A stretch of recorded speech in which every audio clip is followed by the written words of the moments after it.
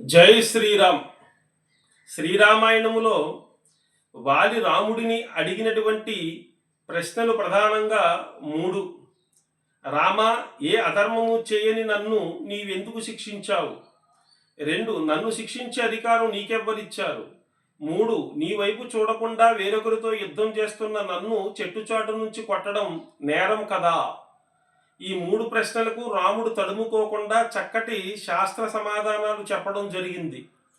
1వ సమాధానం, వాలి, నీ సొంత తమ్ముడైన సుగ్రీవుడు ధర్మశాస్త్రాన్ని అనుసరించి నీకు కుమారునితో సమానం. నీ తమ్ముని భార్య మరదలైన రుమ నీకు కూతురితో సమానం. కూతురితో సమానమైన రుమను నువ్వు బలవంతంగా అపహరించి అనుభవిస్తున్నావు. ఇది నీవు చేసినటువంటి అతిపెద్ద దోషం. ఈ దోషం చేసిన వారికి మరణశిక్ష విధించమని మనుధర్మశాస్త్రం చెబుతుంది. ఇటువంటి దోషం చేసిన వారికి పూర్వకాలం మాంధాత చక్రవర్తి కూడా మరణశిక్ష విధించారు. అందుకని నేను నిన్ను శిక్షించాను. 2, నిన్ను శిక్షించే అధికారం నాకున్నది. సమస్త భూమండలాన్ని పరిపాలిస్తున్న వారు మా వంశీయులైన ఇక్ష్వాకు వంశీయులు. ఇప్పుడు మా ప్రభువు భరతుని యొక్క ఆదేశాన్ని అనుసరించి ఈ భూమి మీద ధర్మాన్ని ఉద్ధరించట కొరకు నీబోటి అధర్మాత్ములను శిక్షించే అధికారం మాకున్నది. ఇది మాకు భరతుడిచ్చిన ఆదేశం.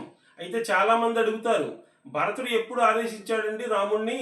రాముడికి ఈ హక్కు ఎప్పుడు భరతుడు ఇచ్చాడు అని.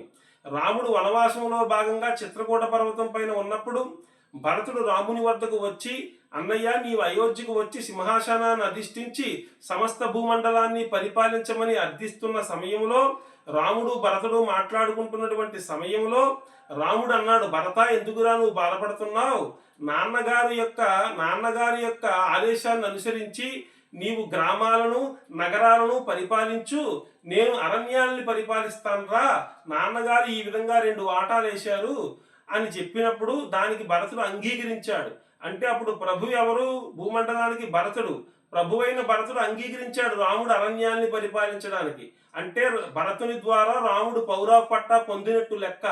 ఆ పౌరవ పట్టా అధికారం ఉంది కాబట్టి రాముడు వాలిని శిక్షించాడు. ఎందుకంటే వాలి అరణ్యవాసుడు కాబట్టి అరణ్యాన్ని పరిపాలించడం అంటే అరణ్యంలో ఉండే మృగాల్ని, నదుల్ని, చెట్టుని, చేమని పరిపాలించే అధికారం రాముడికి ఉంది కాబట్టి. 3, చెట్టు చాటు నుంచి కొట్టడం అనేది ఎటువంటి అధర్మం కాదు. రాముడే చెప్పాడు సమాధానం. ఎలా?